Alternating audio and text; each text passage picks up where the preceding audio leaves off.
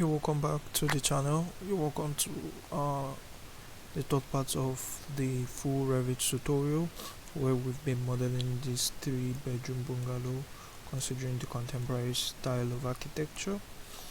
So so far this is what we've been able to model in this tutorial. I'll be continuing from where we stopped. So I've been thinking of let's go to the DPC. I don't know, this the anteroom here is not quite ventilated, so I'm thinking of tucking in a 600 window here. Can I do that? Let me confirm the dimension I have from this wall to the door. So this 900, I can actually tuck in a 600 window right up to here. So I'm going to be using this window for the toilets. Yes, I'm going to be using this window for the toilets. Then I'll click on type in CS in my keyboard and then try and tuck in this for the entire room. Let me dimension to try and make sure this is buildable. This 300 okay, so two 150 blocks can do this. Alright,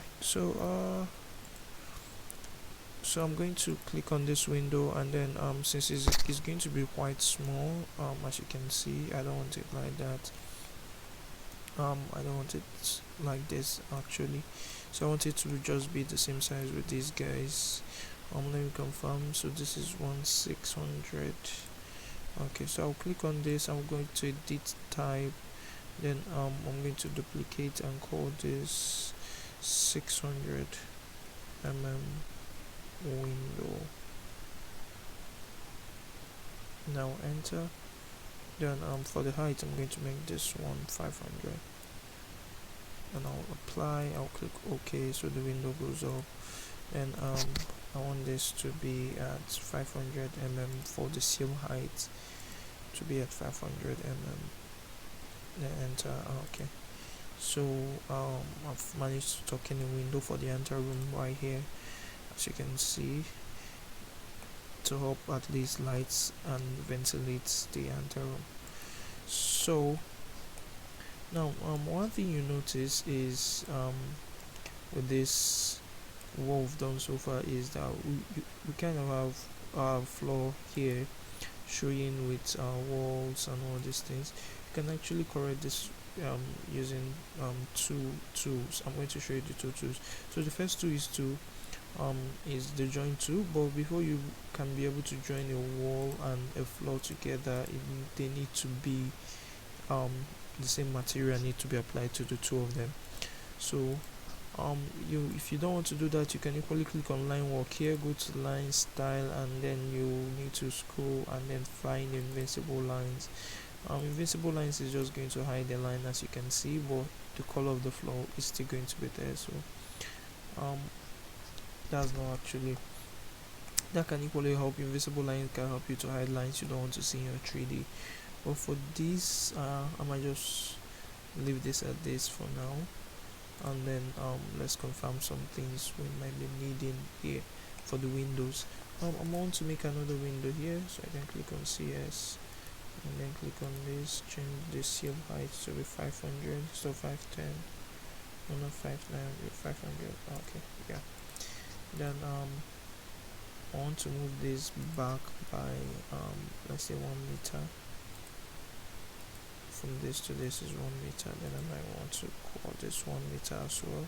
It kind of gives me that rhythm on architecture.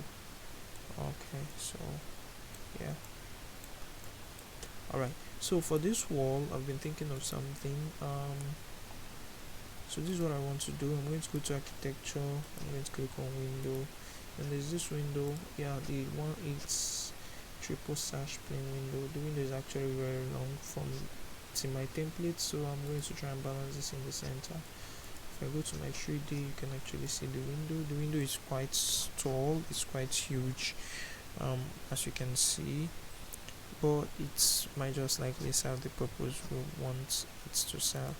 So this is what I will do. I'm going to edit type, then I'm going to duplicate this, and let's call this 1800 window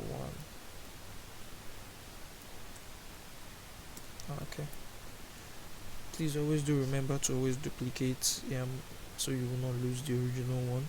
Then for the height, I want this to be 1500. I will still leave the width to be 1.8 meters. Then I will apply. Now I'll click OK. So the window is this way. Then I'm going to change the seal height to 500. Then I'll enter. So you're going to see the window like this. Okay. So does that give us what we want? Let's go to the south elevation. SD for shaded. If you want to appreciate what we've done so far. Might still want this window to be a little bigger. Do I want it a little bigger? I think so. I think I might want it a little much bigger, so I'm going to edit type. Then I'm going to change the width from 1.8 to 2.5 meters. That's actually long. Let's just see. Let me move this. 2.8 is 2.5 is big, so let's just say 2 meters. Okay, so yeah, I can actually work with this. Alright, so I'm going to go to my DPC and make sure that the window is centralized, which it is. Okay, so we've done this so far. Alright, so the next tool I'm going to be exposing you to in the course of the tutorial is what I call it's actually called the wall opening. That's the name of the tool. So how do you do this? So if we go to the DPC level, this is where I want to have my let me select it so you understand what I mean. So this walls I just selected. Now this inside here is the living room. So this is like my dining area. So of course there's always a connection from the dining to the kitchen, so you don't have to go all the way around. I'm sorry, from the dining to the living room, so you don't have to go all the way around back to the living room if you want to make use of the dining. So to do this, I'm going to use wall opening. You can see the tool here. Immediately you select a wall, you're going to see wall opening here, or even if you do not select a wall, you can still see wall opening right here under architecture. You're still going to see wall opening, and all these are openings in Revit. If you are creating a dormer, this vertical opening cuts through a floor, a ceiling, including a roof too, but I just want to use this wall opening. Then once you click and drag, you're going to see your wall opening being applied. As you can see, there's a dimension showing me this is 2.1, this 2 meters. So depending on what you want to do with your wall opening, so you can just leave this, and then immediately you do that, you can select your wall opening, which is this. Let me just show you guys in 3D. So I'll select all these and I'll click on BX on my keyboard, or just select section box. Okay, so this wall opening, this is what I've done just now. Okay, so this is the wall opening I've just created now. So the distance from the dimension of this beam is 716 minus 716. I just want to make that minus 600. So if I click on my opening, you can see the default size dimension from the wall to the beam. Okay, so while the size is 221, and I want to make this 2.5 meters.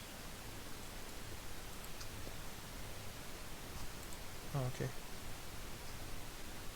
so you can actually see the wall opening we've created to act as the entrance from the living room to the dining. So if we go to our 3D view, scroll down, then we'll check section box, so you can see the wall opening here. So that this tool is also very helpful if you want to create something of that nature. Of course we'll be doing our beam graphics subsequently. So one thing I noticed is that my underlay is still on, because I can still see this wall right here. So I'm going to go to the underlay, then I'll check none, so we'll remove my underlay. Alright, so with that done, we'll go to the next thing we are going to be doing in this tutorial, and that is of course ceilings. Alright, so to create our ceiling, we'll go to the ceiling level, which is this. So we'll go to the ceiling level. The underlay is already turned on, so that helps us a lot. If yours is not turned on, you can turn it on here under underlay in your property browser. But as it's turned on, so we'll just go. So we'll click on ceiling. In architecture, the template I'm using comes with some basic default ceilings, so I'm going to use this. Then it's going to give you two options. You want automatic ceiling, or you want to sketch ceiling. So what automatic ceiling does is that when you place it in a square, where you have boxes and walls, it's going to pick and you can place it. So this is what I mean. If you're working with automatic ceilings, you can see this red lines all around the edges of this room. So that's automatic ceiling for you. That's how it works. So if you go to this page, the same thing, this page, the same thing. So you just have the ceilings working out like that. So if it's a veranda and if it's not closed, it's not going to pick. So somewhere like this, it doesn't pick, but it picks here. So well, I want to create by sketch, so I'm going to click on pick lines. Then I just want to place my ceiling at the edges of the interior edges of my wall. I don't want them to project out.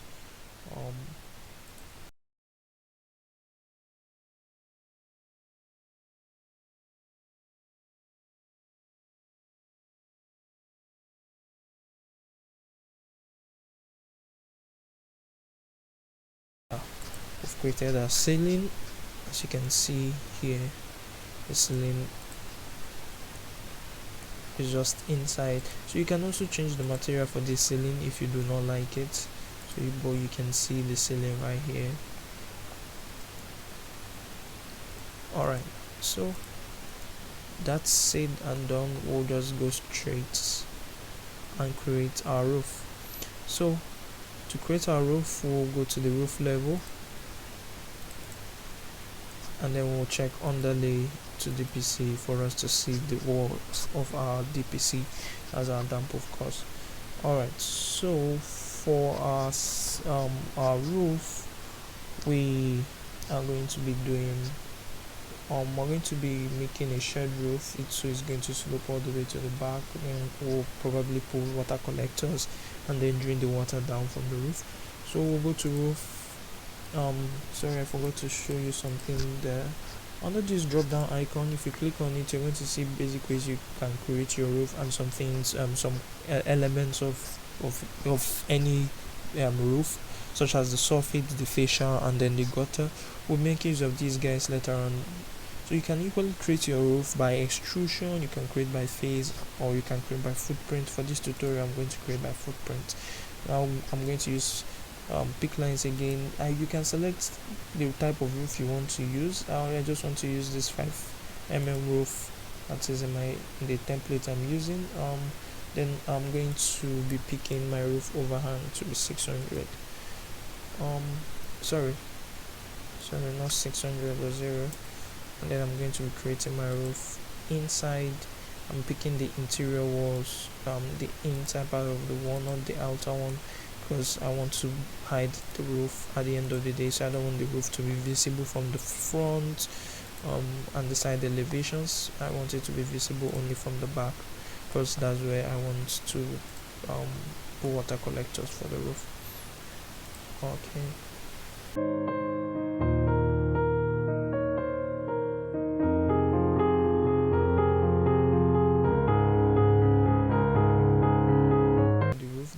To uncheck define slope to remove the slope. Then I'm going to click on only this one at the back. Then I'm going to define the slope.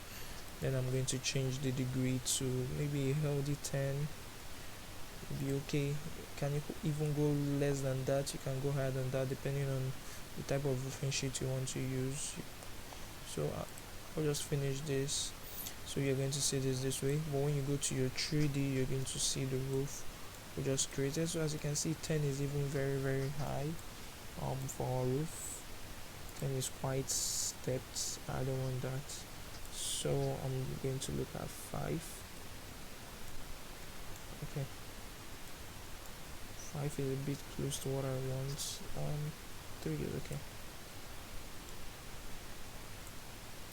Okay, so it depends on the type of roofing sheet you actually want to use for your roof. So if you look at concealing the roof, if we go to our south elevation, you can see the roof. Roof is not touching. Why? If we go to the south elevation, you can see where the level for the roof is quite high. So I'm going to click on this, and I will change this to ceiling. Okay, so at the back you can see the roof touches the wall at the back here.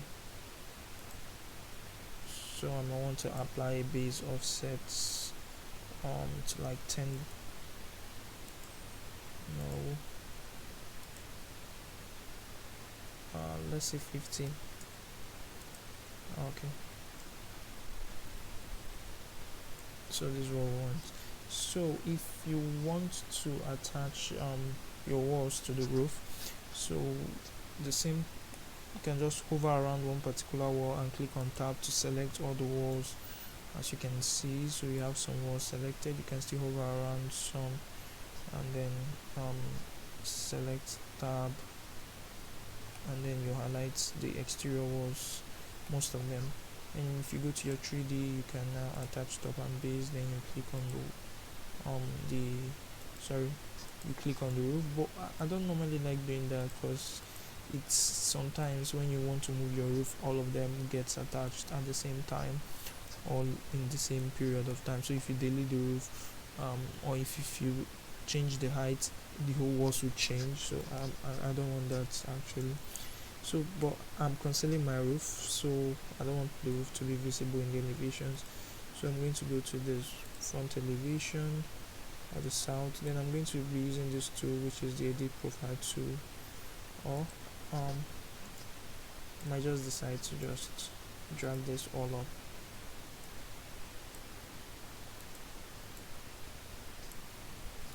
Okay, so this is basically what I mean by concealing the roof, not allowing it to be shown in the front elevations or any of the elevations I have. So I'll go to this south elevation. Then I want to determine the height from the roof level. This is the roof level is just 50 above this, so I'm going to click on this. I'll change the dimension to 50. Remember when we started the tutorial, we said some of these levels are going to be subject to change. So dimension from this roof level to the top, this 1.222. So let's just make this 1.15.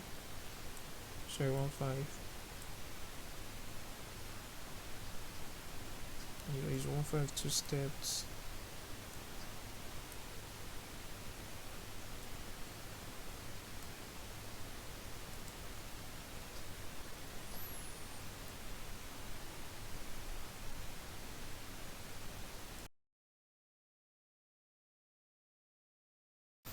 Okay, let's just say this is 1505.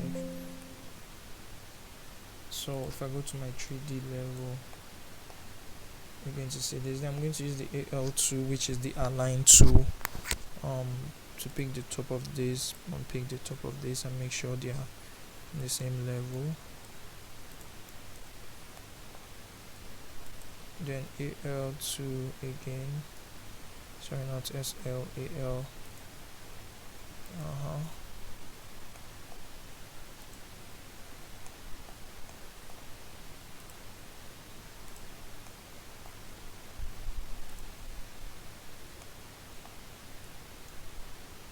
Alright.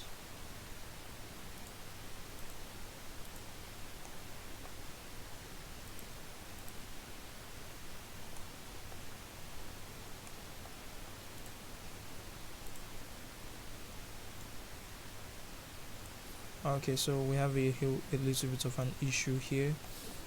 Nothing we cannot sort out. Same thing here. Okay.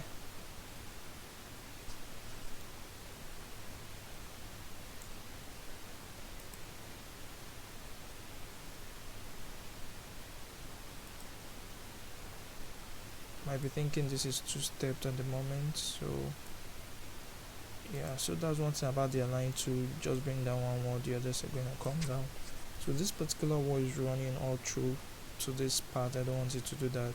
So what do? I'm going to go to the DPC level, then I'm going to try and determine and cut this to where this is as well. So I'm going to go to this level, then I'm going to use SL or the split tool, and I'm going to split this. I'm going to run this to here. I'm going to unjoin elements and say run that there. And I'm going to join this. If you go to the DPC level, that's what you will see. 0. Okay, so I go to my 3D, you're not going to see it. So basically it is joined here, as you can see, but this is how it's going to run. So for this other part too, we'll just do the same thing. Find out where this wall is joined to this, which is somewhere here. Then use the SL2, and then want to split this guy up a little bit, and then want to just join this guy here.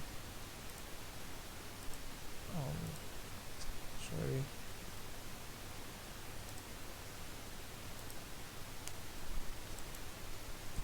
Zero. Then we'll go to the DPC and then we'll just do this.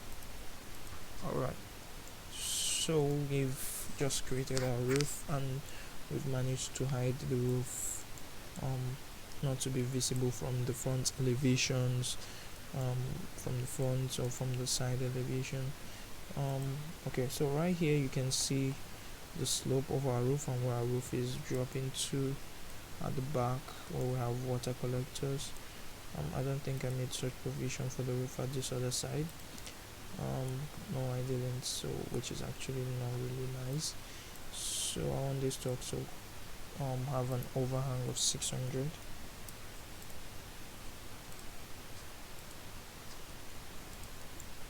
Okay.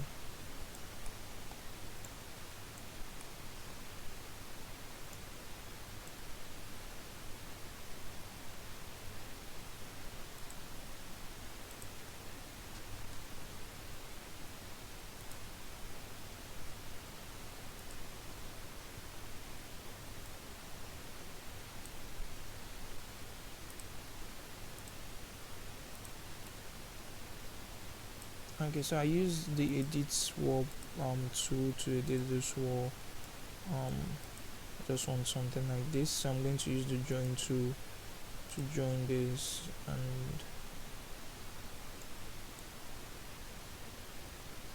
sorry.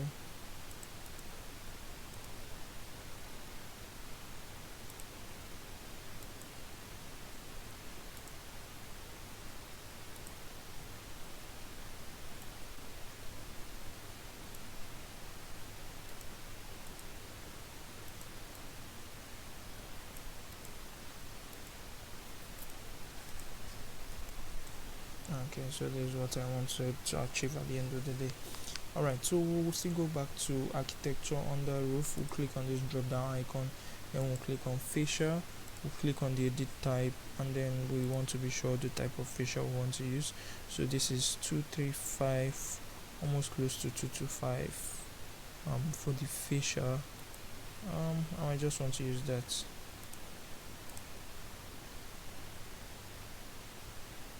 Then we'll click on this, we'll just click on the edges of the roof, so you will see our fascia.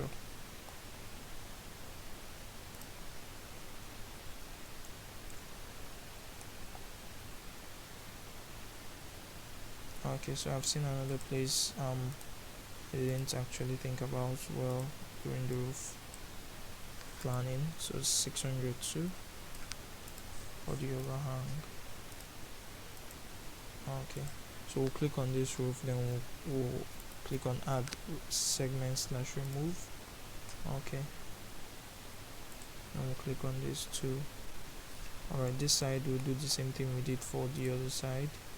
We're going to edit profile, then we want to bring out this wall right here.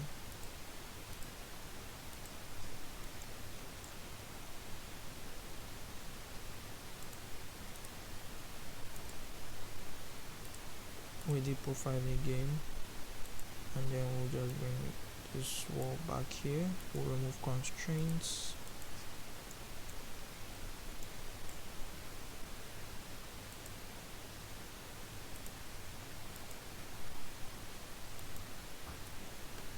Okay.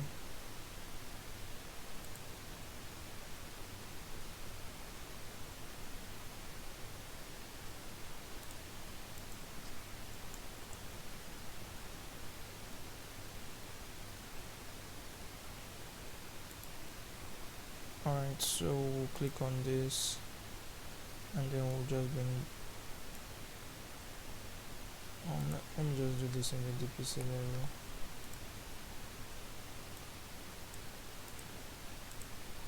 Okay, so this is what we've been able to do. So for the facials, if you click on this particular facial here, you're going to see where the facial runs from here. I don't want it to start from there, just want it to just start from here, as you can see. So the same thing right here, this particular facial runs all the way up through here. I don't want that, so I'm gonna bring it back here. Okay, so we've managed to create our roof, we've managed to create our ceiling, and then we have successfully hidden the roof. So the next thing we are going to do is to create kind of a camera view to appreciate what we've done so far. So we're going to go to the NGL, the natural ground level. You can see camera under view, and then under 3D view you hit the drop down icon, you see camera or walkthrough. That's another way you can see that. Another way is to use the fastest shortcut here. Click on this default 3D drop down icon, you'll see camera here, and immediately your cursor is going to draw with your camera. So we just want to get like a very decent angle from here to here. This is nice. So this is what we've been able to model. We can click on SD in the keyboard to have or to see 3D view. So this is what we have so far. We can on our shadows to want to better appreciate the view. Alright, so this is what we have done so far in this third part tutorial. In the next part tutorial, we'll be looking at facade treatment and how to actually make this more aesthetically pleasing for the eyes. So here we're not seeing any roof except at the back here because of the overhang, and you might even decide not to even design with that overhang, but it just acts as a wall protection for the wall. Alright, see you in the next video. Please do subscribe to our channel, like our videos, and share to your friends as well who you want to equally join you and learn from us here at Revit. Thank you very much. See you in the next video. Peace.